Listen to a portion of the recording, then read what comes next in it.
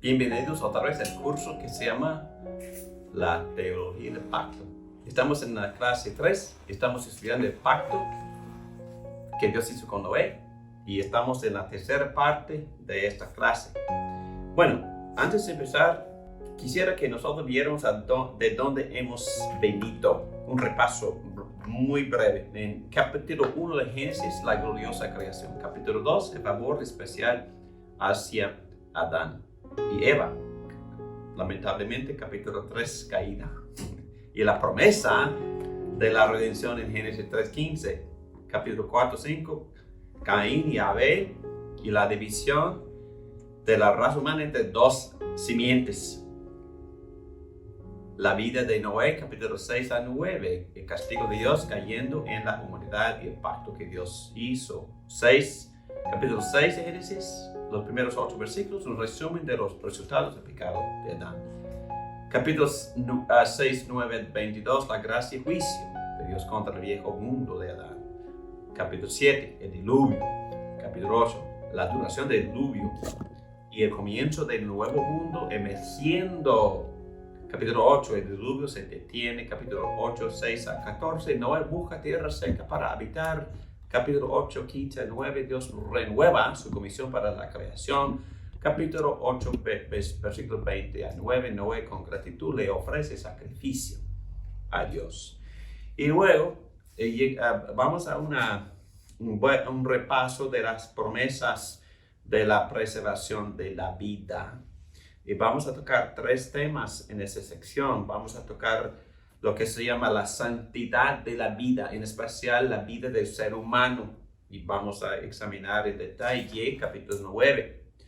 Y la B, vamos a ver la amplificación de las promesas. Como ya hemos dicho, Dios le había prometido a Adán todo esto, pero se amplifica más y confirma todo lo que le había prometido a Adán, pero lo amplifica más con Noé. Incluye tierra, animales y la naturaleza en lo que Dios promete en el pacto de preservación.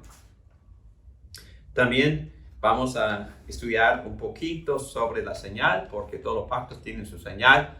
En el Nuevo Testamento, en la teología, nosotros llamamos esas señales sacramentos, pero también este pacto también tenía su sacramento, tenía su señal, se llama el arco iris, y vamos a mencionar un poquito sobre la teología o la esencia o significado de estas señales. Muy bien, como características hemos visto estas 6, la conexión entre los pactos, la particularidad porque Dios elige a Noé, la estructura familiar porque siempre incluye la descendencia, la preservación porque incluye muchas cosas más de la creación, universalidad porque se incluyen los animales y la naturaleza. Y número 6, vemos el carácter de gracia del pacto. Luego hicimos algunas observaciones exegéticas del capítulo 6 de Génesis, tales como el primer uso del término pacto y el primer uso del término gracia en la Biblia. Muy bien, vamos a orar para empezar esta última parte. Primeramente vamos a tocar el tema de la santidad de la vida. Oremos. Gracias, Padre. Gracias por guiarnos, gracias por guiar a Moisés e inspirarlo para que escribiera estas palabras, esta narrativa de tu revelación de ti mismo a nosotros. Y gracias por la forma en que estas revelaciones vienen a nosotros en la forma escrita, todo guiado por tu Espíritu. Gracias por este gran regalo y por la habilidad y por el gran privilegio que tenemos para conocerte a través de esta revelación, tu santa palabra. Amén. Muy bien, hoy en día hay muy pocos temas más importantes de lo que vamos a tocar ahora, porque en nuestra cultura nos hace falta un respeto grande a la santidad de la vida por los asesinatos que ocurren, por el aborto, por el descuidado de la salud, por muchas cosas. Pero vamos a ver que en Génesis, en este pacto con Noé, Dios establece con claridad la santidad de la vida. Número 1, vemos la repetición de las ordenanzas de procreación y dominio. Y esto también implica santidad de la vida. Porque el primer mandato que Dios le había dado a Adán se repite con Noé, procreación. A Dios le importa mucho la procreación. Dios bendijo a Noé y a sus hijos con esas palabras: sean fecundos, multiplíquense, llenen la tierra. Y no quiero volver a repetir lo que ya hemos estudiado en cuanto a la multiplicación, pero obviamente a Dios le importa mucho la multiplicación biológica, pero también espiritual. Y hemos visto en muchos textos bíblicos que la razón por la cual Dios bendice matrimonio y quiere que creyentes se casen, quiere que se casen con creyentes, es porque Él mismo busca descendencia. Me gusta mucho la forma en que Malaquías expresa esto. Él dice en capítulo 2 de esta profecía: y todavía preguntan por qué. Es porque Dios no acepta tus ofrendas. En capítulo 2, versículo 14, pues porque Dios, el Señor, actúa como testigo entre ti y la esposa de tu juventud, a la que traicionaste, aunque es tu compañera, la esposa de tu pacto. Bueno, en mis... ¿Cuál es? Perdón. Malaquías capítulo 2, 14, 15. Y yo uso mucho estos textos cuando estoy dando consejos maritales, porque aquí se encuentran los tres términos del matrimonio: pacto, compañerismo y unidad, unión. Y bueno, ¿acaso no hizo el Señor un solo ser? Dice el versículo 15, que es cuerpo y espíritu. ¿Y por qué es solo uno solo? Porque busca descendencia dada por Dios. En otras palabras, literalmente hablando, este texto dice que la razón por la cual Dios aborrece el divorcio es porque Él busca simiente. Y eso es decir que mis hijos en verdad no son mis hijos. Soy el mayordomo, el administrador, el que Dios le ha dado la responsabilidad de criar a mis hijos de tal forma hasta que les entregue a su Padre verdadero, a su Padre celestial, a su Creador, para servirlo. No son míos, son de Él. Y la razón por la cual Dios quiso que yo me casara con creyente es porque Él buscaba simiente. Mis hijos son de hijos para Él. Para Él, hijos para Él.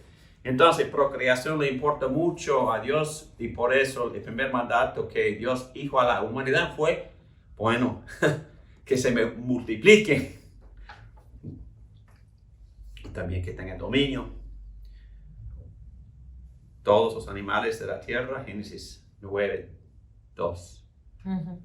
Dice, no voy a repetir estos versículos porque los hemos leído mucho, pero todos estarán bajo su dominio. Entonces tenemos la responsabilidad como seres humanos de reinar, pero reinar de tal manera para cultivar, servir y hacer más fructífero todo bajo nuestra administración, en otras palabras. Y la razón por la cual Dios nos ha dado talentos y llamados distintos es para que nosotros cuidemos nuestra parte del jardín, cultivando todo lo que está cerca o a nuestro alcance. No importa el llamado, no importa la profesión, estamos aquí para cultivar, reinar, servir, y así amamos a Dios y al prójimo.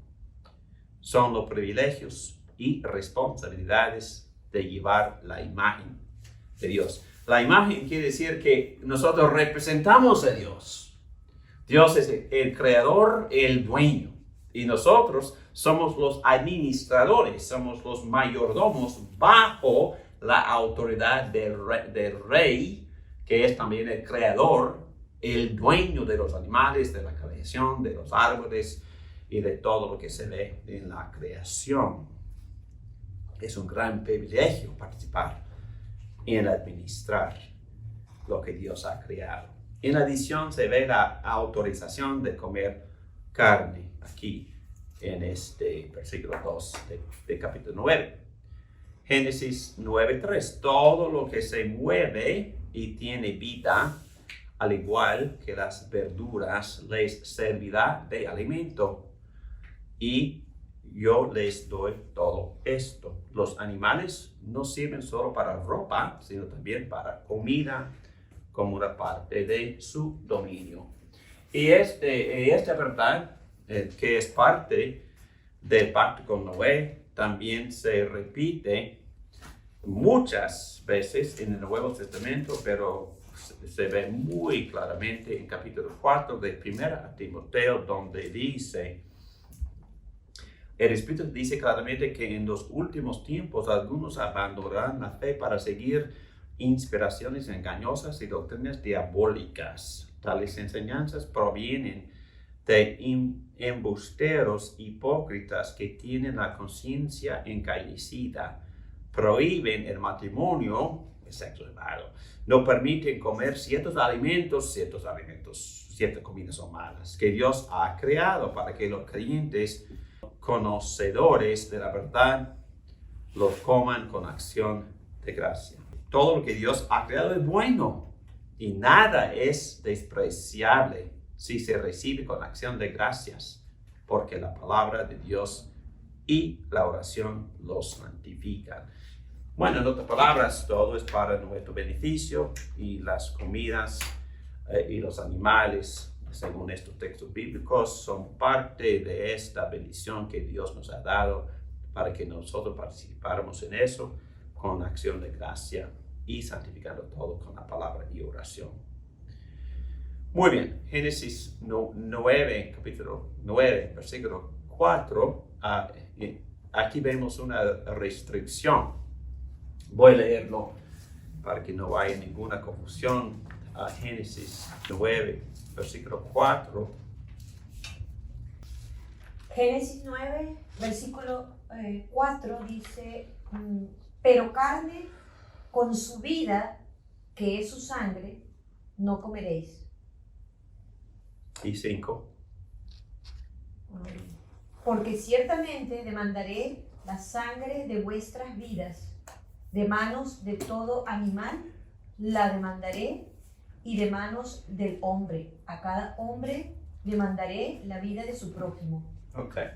Bueno, antes de hablar de la necesidad de cuidar la vida del hombre, habla de esta restricción de sangre. La sangre a través del Antiguo Testamento y también en el Nuevo es simbólico de la vida.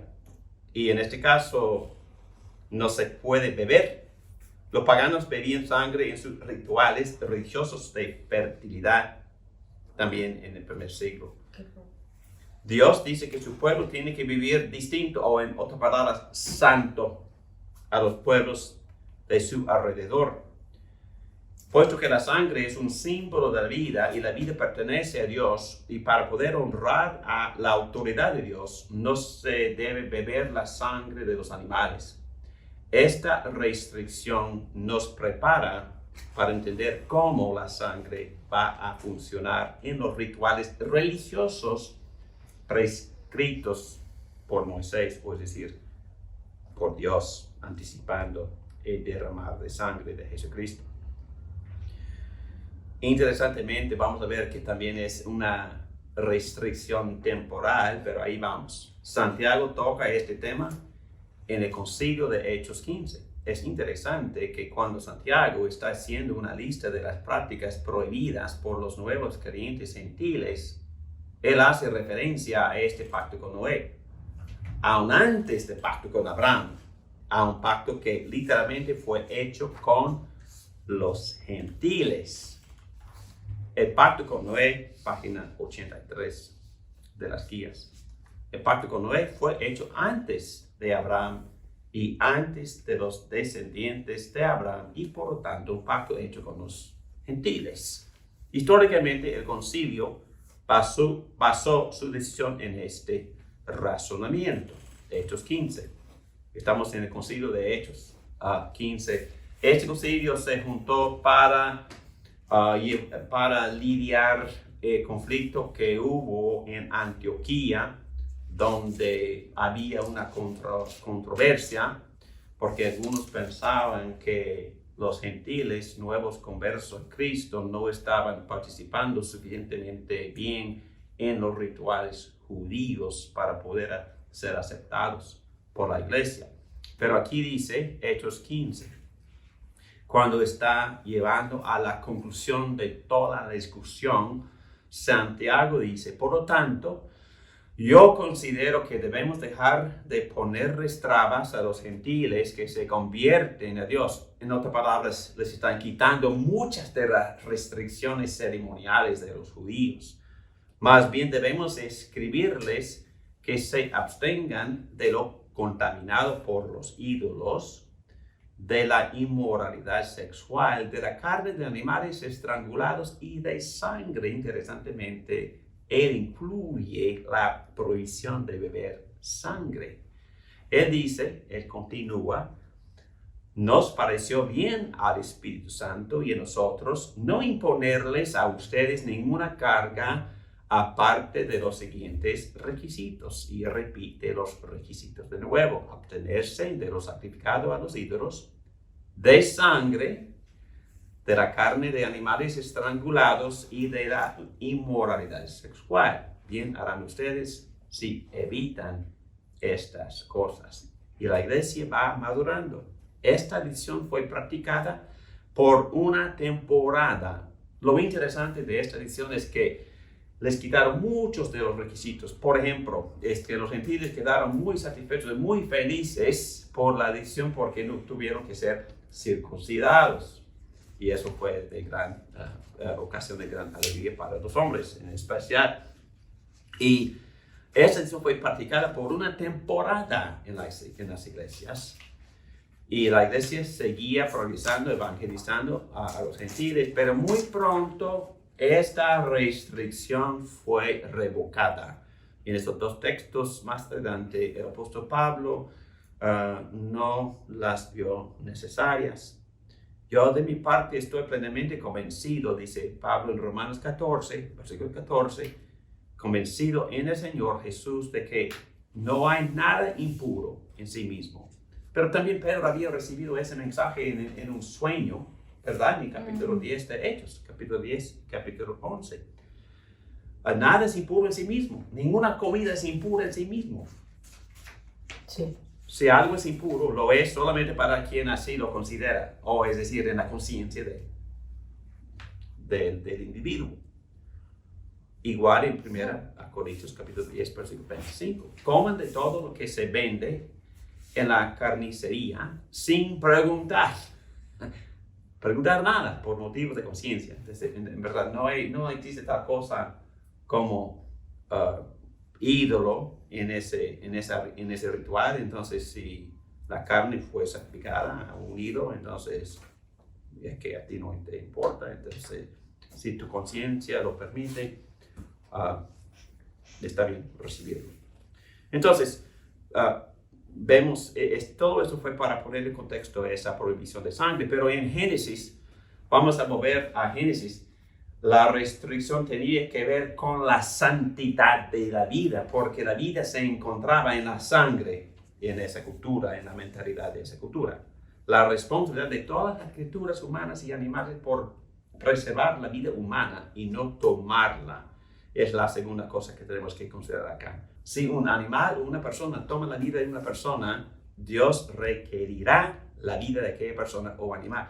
Entonces, en los reglamentos de Moisés, a través de Éxodo y Levítico, si un animal había matado a un hombre, también ese animal tuvo que ser sentenciado a la muerte. Entonces, la pena de muerte es para los animales también. Sí. Y también en nuestra cultura si un animal mata a otro animal, también ese animal tiene que sufrir la pena de muerte. Eso pasó con un perro de mis hijos.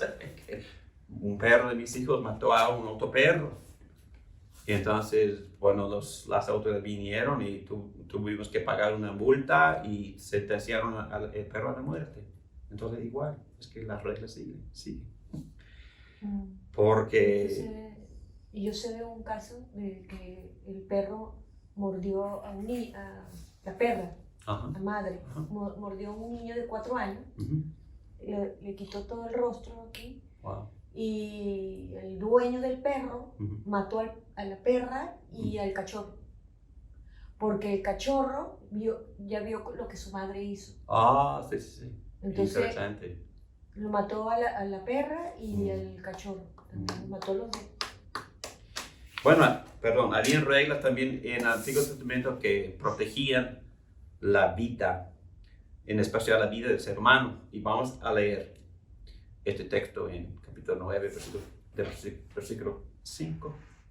Por cierto, la sangre de ustedes, yo habré de pedirles cuentas. A todos los animales y a todos los seres humanos les pediré cuentas de la vida de sus semejantes. Si alguien derrama la sangre de un ser humano, otro ser humano derramará la suya, porque el ser humano ha sido creado a imagen de Dios mismo.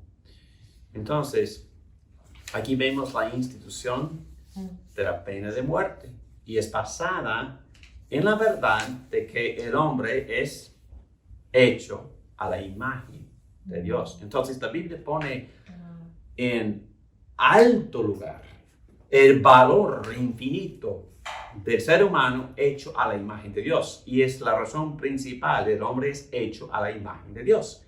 Esto lo hace claro que aún después de la caída, el hombre todavía se considera el portador de la imagen de Dios. La imagen no fue perdida, fue contaminada, fue manchada en la caída, pero no perdida. La imagen fue manchada y distorsionada, pero no borrada. El punto de vista bíblico del hombre representa una vista bastante alta del valor de la vida del ser humano.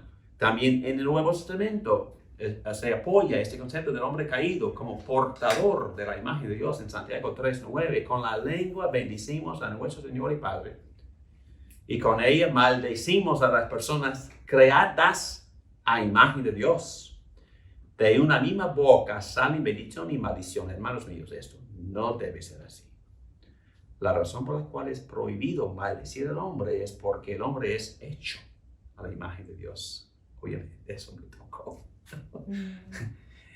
Wow. Maldecir es matar también. Maldecir es también abusar, ofender la imagen de Dios y así ofender muchísimo a Dios.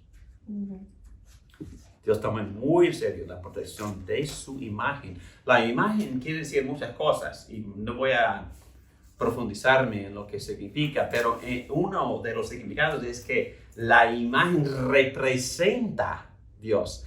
Las imágenes de Dios aquí en la tierra son los representantes de Dios aquí en la tierra, y Dios le importa mucho y cuida mucho a su imagen. Número 3, esta responsabilidad dada al hombre de proteger la imagen de Dios continúa. En Génesis 9:6, si alguien derrama la sangre de un ser humano, otro ser humano derramará la suya, porque el ser humano ha sido creado a imagen de Dios mismo. Pregunta: ¿el pacto con Noé da una sanción divina para la pena de muerte? ¿O debe interpretarse este pasaje como la información de un hecho que puede ocurrir, en otras palabras, como consecuencia? Bueno, gramaticalmente hablando, bueno, vamos a ver que se puede interpretarse así como una práctica que Dios quiere ver. Dios exigirá la justicia para la muerte de bestia u hombre. El hombre es el agente, vamos a ver gramaticalmente hablando, por el cual se ejecuta la justicia. Y hay muchos pasajes paralelos No voy a leer todos, pero aquí Ezequiel 33:6. Ahora bien, si el centinela que se acerca el enemigo y no toca la trompeta para prevenir al pueblo y viene la espada y mata a alguien, esa persona perecerá por su maldad.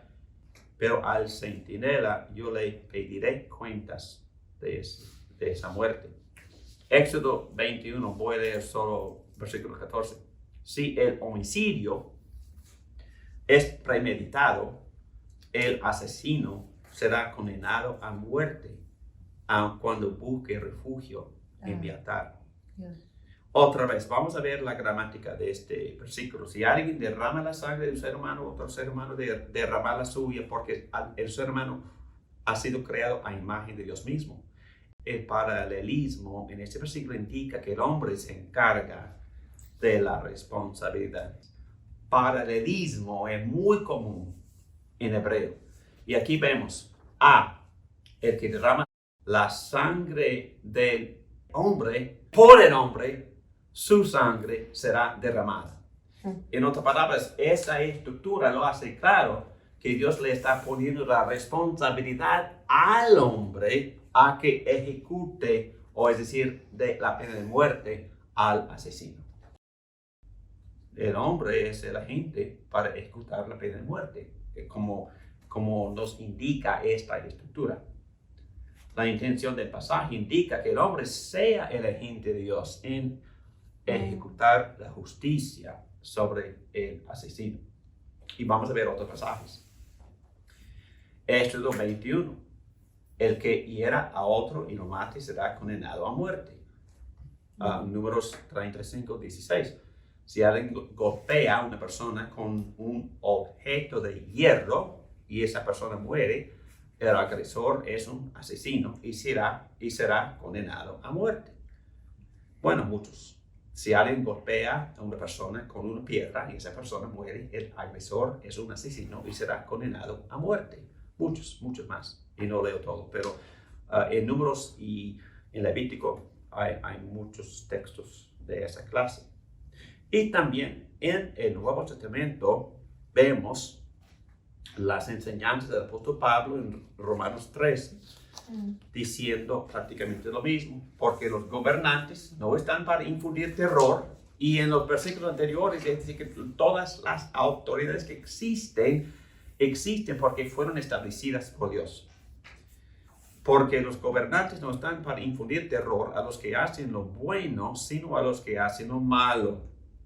¿Quieres librarte del miedo a la autoridad, a lo bueno? Y tendrás su aprobación, pues está al servicio de Dios para tu bien. Pero si haces lo malo, entonces debes tener miedo. No en vano lleva la espada, pues está al servicio de Dios para impartir justicia y castigar al malhechor.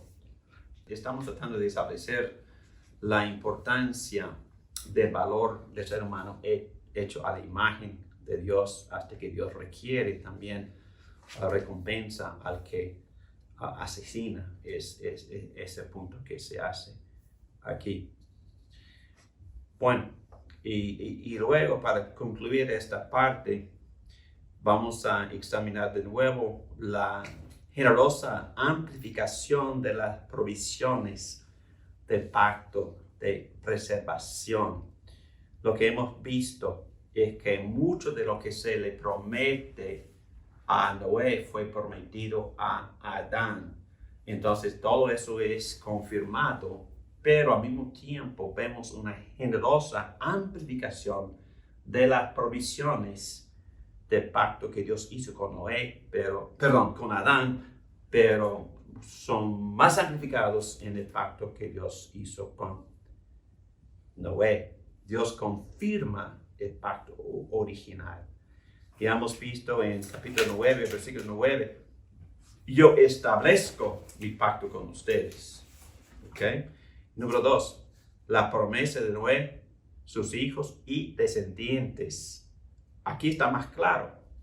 Fue implícito porque Dios había prometido bendecir la simiente de la mujer y producir enemistad entre su simiente y la de la serpiente. Pero en este caso es mucho más claro que la promesa incluye a los hijos y a los demás descendientes. Entonces, Dios confirma su pacto con Noé, con sus hijos. Más adelante vamos a ver esta promesa repetida con Abraham. Y es mucho más claro con Abraham todavía en capítulos 12, 15, 17. El énfasis en la familia continúa a través de todos los pactos. En esta promesa, establecer en el versículo 9 quiere decir hacer cierto, hacer firme o confirmar. Pero este pacto con Noé es aún más amplio que el pacto con Adán. Incluye todos los seres vivientes, como ya hemos visto. Es una promesa de 3 partes. Las promesas son para ustedes, son para sus descendientes y también son para todos los seres vivientes, para los animales y también para las plantas, porque Dios promete preservar la creación entera. Este formulario también se ve en Génesis 17, versículos 9 y 10. Tu descendencia y todos los varones que viven en tus tiendas, todos los que adoraban al Dios de Abraham y que eran una parte de su tribu, fueron incluidos en el pacto, interesantemente. Y también hemos visto y nos encanta mucho cómo el Evangelio empezó a ser predicado en el Nuevo Testamento, porque cuando Pedro predicó el primer sermón después de la venida del Espíritu Santo en toda su llenura, en el día de Pentecostés, el primer sermón fue predicado en términos del pacto. Arrepiéntase y bautícese cada uno de ustedes en el nombre de Jesucristo para perdón de sus pecados, le contestó Pedro, y recibirán el don del Espíritu Santo. En efecto, la promesa es para ustedes, para sus hijos y para todos los extranjeros, es decir, para todos aquellos a quienes el Señor nuestro Dios quiera llamar. Entonces, el pacto es completo. Las promesas de salvación son para mí, son para mis hijos y para todo lo que caiga bajo mi influencia, mis vecinos, a todos los que yo deseo evangelizar y a todas las nacionalidades. Entonces, es muy, muy completo y Pedro predica en términos de las promesas dadas a Adán, a Noé, a Abraham, a Moisés y recientemente a David. Muy bien, la promesa también incluye la tierra, que lo que hemos visto, Dios había dicho que preservará la tierra y las estaciones, el ritmo de día y noche y la habilidad de sembrar y cosechar. Cuando el Señor percibió el grato aroma, se dijo a sí mismo, aunque las intenciones del ser humano son perversas desde su juventud, nunca más volveré a maldecir la tierra por culpa suya. Tampoco volveré a destruir a todos los seres vivientes como acabo de hacerlo. Mientras la tierra exista, habrá siembra y cosecha, frío y calor, verano e invierno, días y noches.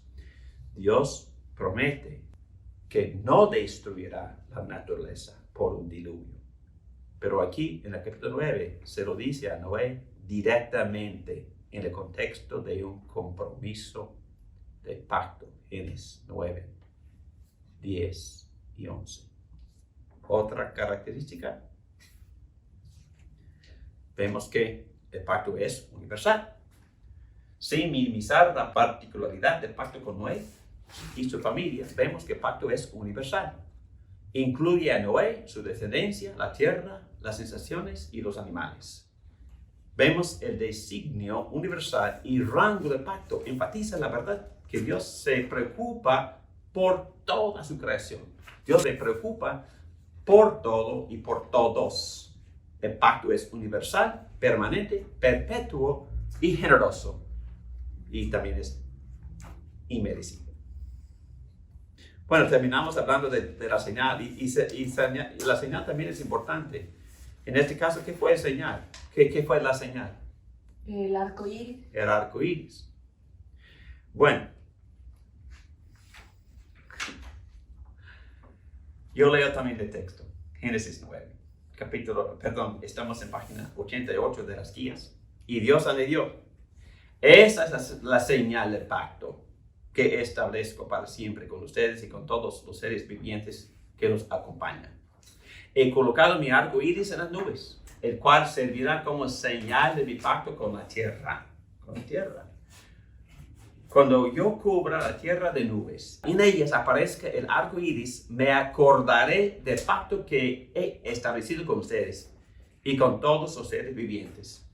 Nunca más las aguas se convertirán en un diluvio para destruir a todos los mortales. Cada vez que aparezca el arco iris entre las nubes, yo lo veré y me acordaré del pacto que establecí para siempre con todos los seres vivientes que hay sobre la tierra. Interesantemente, Noé recibe muchísima confianza y seguridad por medio de esta señal. Una señal se da para incrementar nuestra confianza en la misericordia de Dios. Moisés está preparando al lector de lo que él va a encontrar en Génesis 12, 15, 17. Bueno, aquí hablamos de los sacramentos.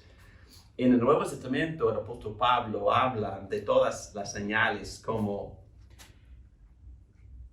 señales y sellos del pacto de la gracia. Y obviamente en el Antiguo Testamento las señales son distintas, son diferentes y son más. O es decir, hay un número más de señales. En este caso hay un arco iris. En el caso de Abraham, ¿qué fue la señal de la promesa? La circuncisión. Pero también había otra señal que se les daba en forma de ceremonia. Cuando Dios juró a su promesa, él practicaba lo que se llama la cuartización de los animales. Y con los animales divididos en la mitad y sangrando, Dios caminó entre las mitades y así estaba jurando a su promesa: si no cumplo con mi promesa, que mi vida, que mi ser sea destruido así como estos animales, que yo me muera si no cumplo con mi pacto, pero también que yo me muera si tú, Abraham, no cumples con tu parte en este pacto. Es muy interesante que en su gracia que nosotros no comprendemos, Dios decidió pagar por nuestras fallas y cumplir con lo que nosotros no pudimos cumplir, las obligaciones del pacto. Y la señal en ese caso fue la cuartización de los animales divididos y sangrando.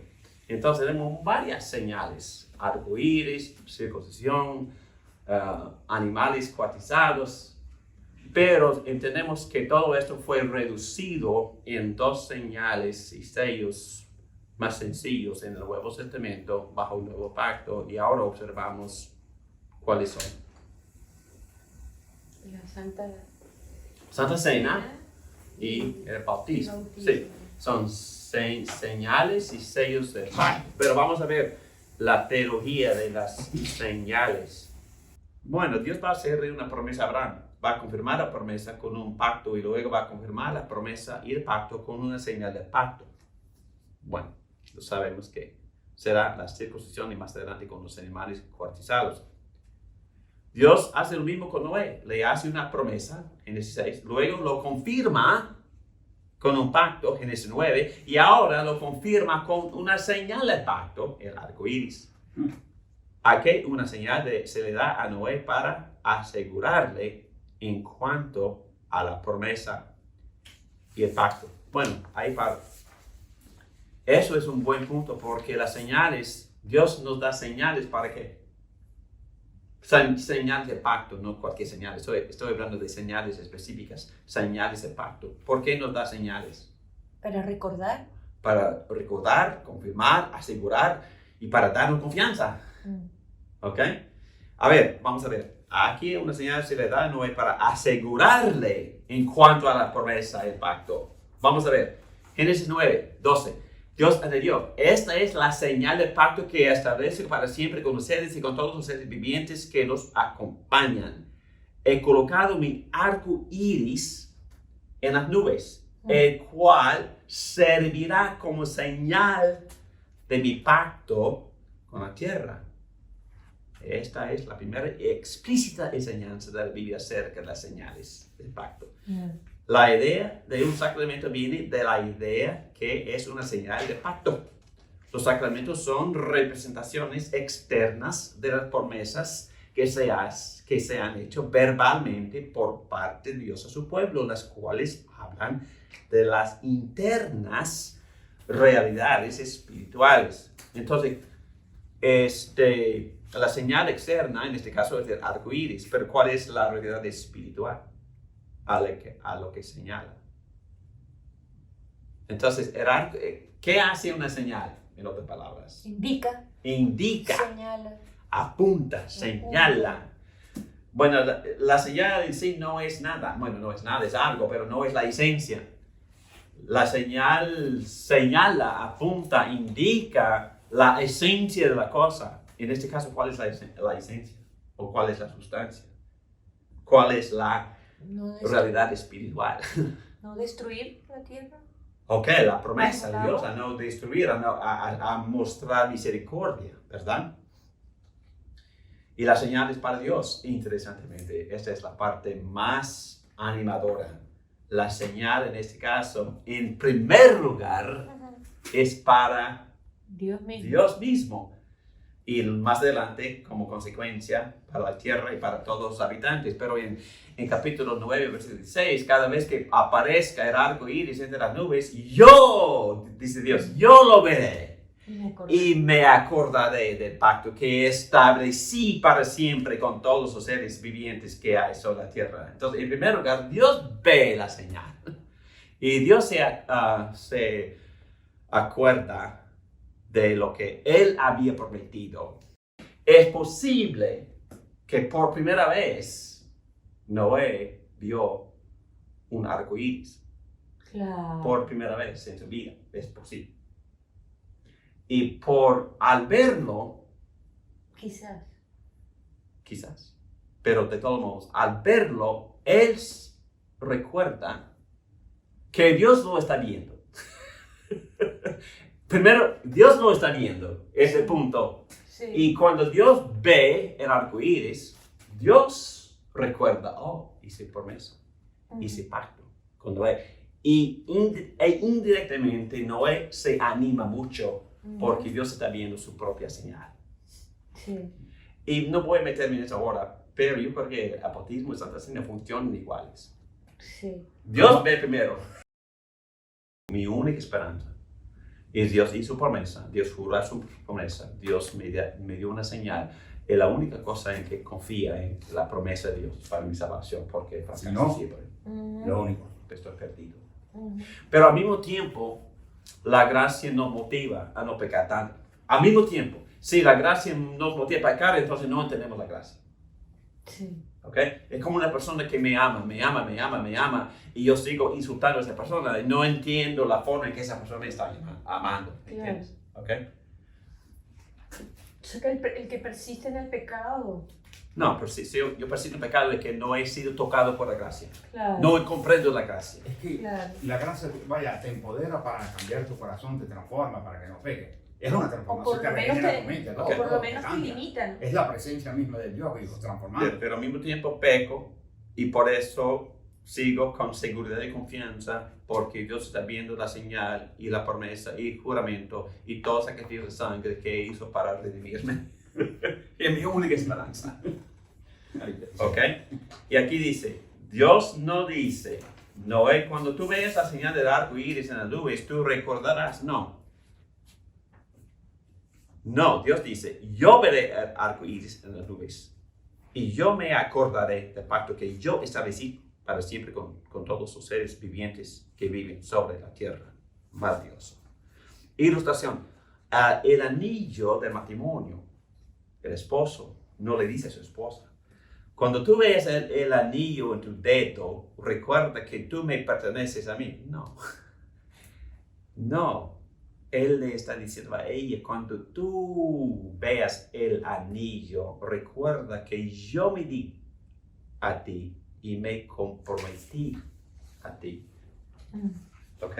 Y cuando yo veo la señal de Dios, yo me acuerdo que Dios hizo una promesa, se comprometió a mí. Wow, es totalmente diferente. La única promesa que Dios dio con el arco iris fue que no iba a destruir al hombre bajo el agua, o hay otra promesa más incluida en ese arco iris.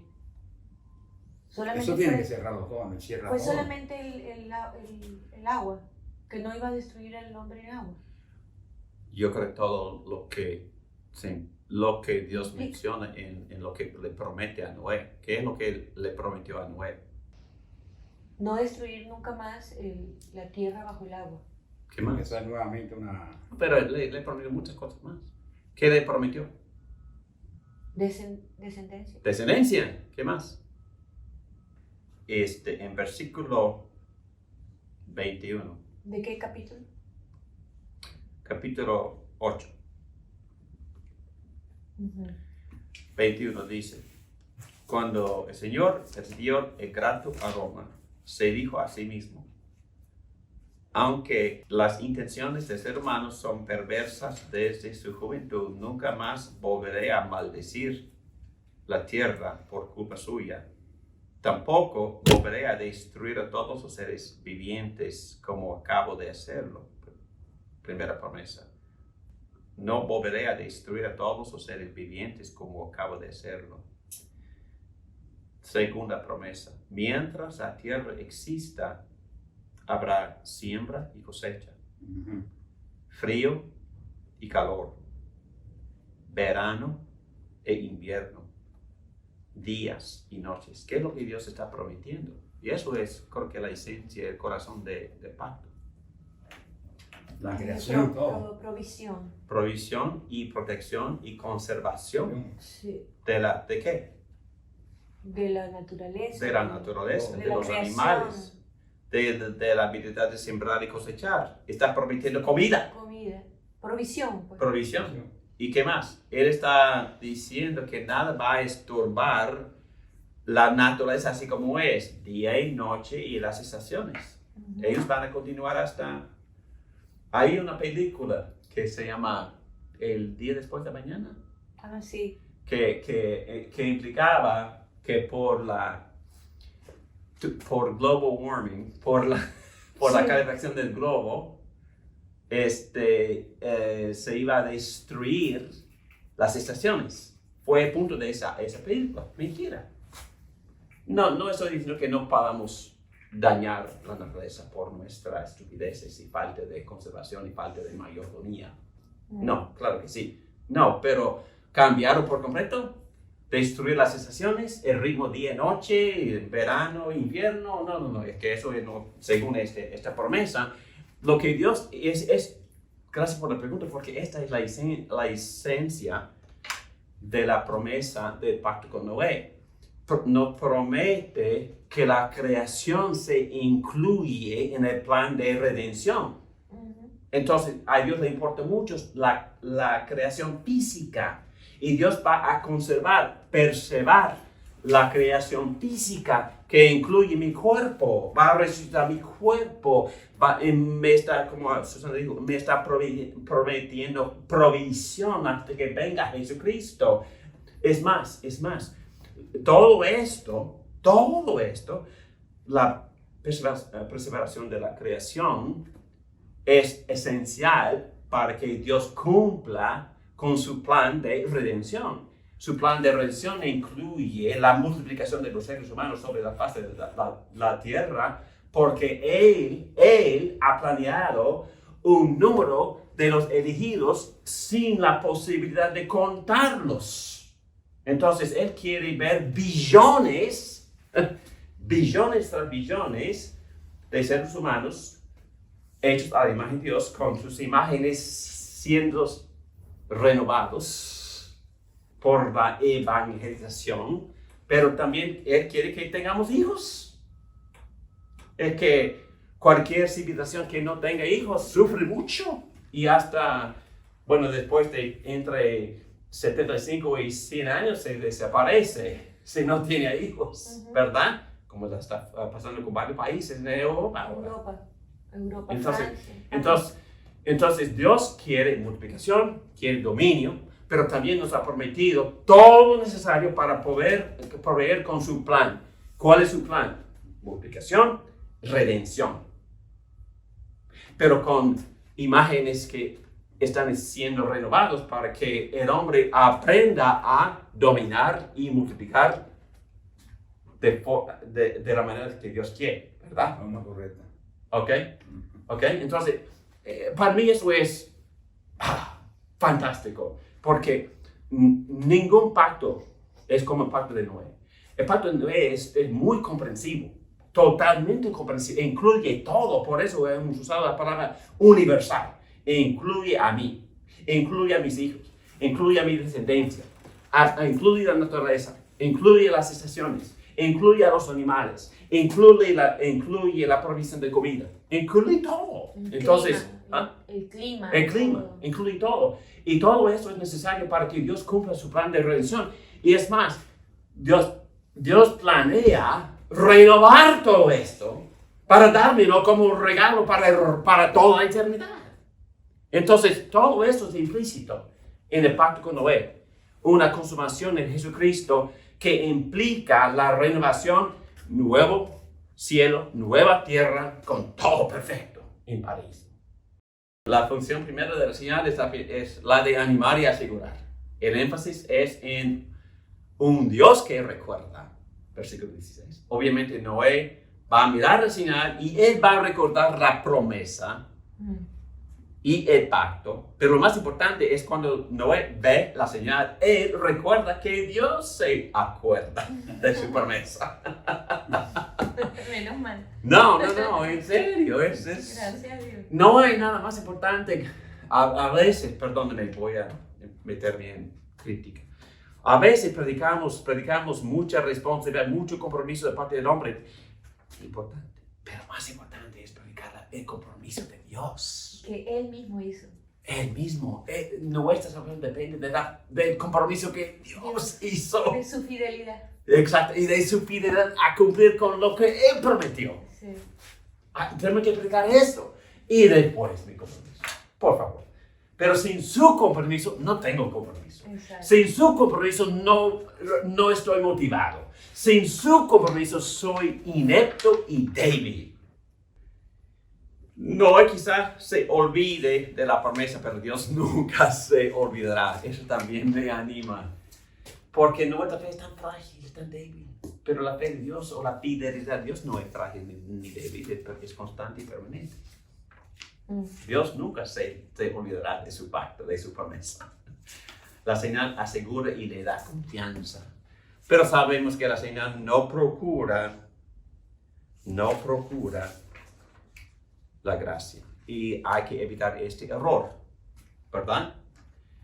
Es que no soy salvo por circuncidarme, ni por participar en ningún sacrificio. La salvación no viene a través del bautismo, ni a través de la Santa Cena, ni a través de la misa. La señal nos salva. Es decir, no procuro la gracia salvadora por medio del sacramento. ¿Me explico? Me puede animar y eso es gracia, pero no me salva. El agua no me salva. El pan no me salva. El vino no me salva. Señala a lo que me salva. Me anima, me confirma, me motiva, me llena, me nutre, porque me empuja, me señala, me confirma, me sella en el que me salva, en Jesucristo. Muy bien.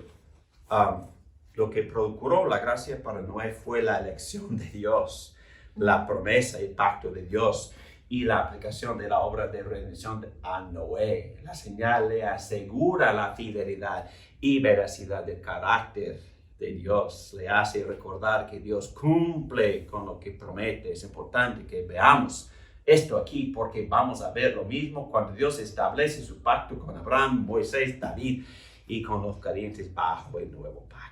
Las señales del pacto mantienen consistentemente su significado a través de toda la Biblia.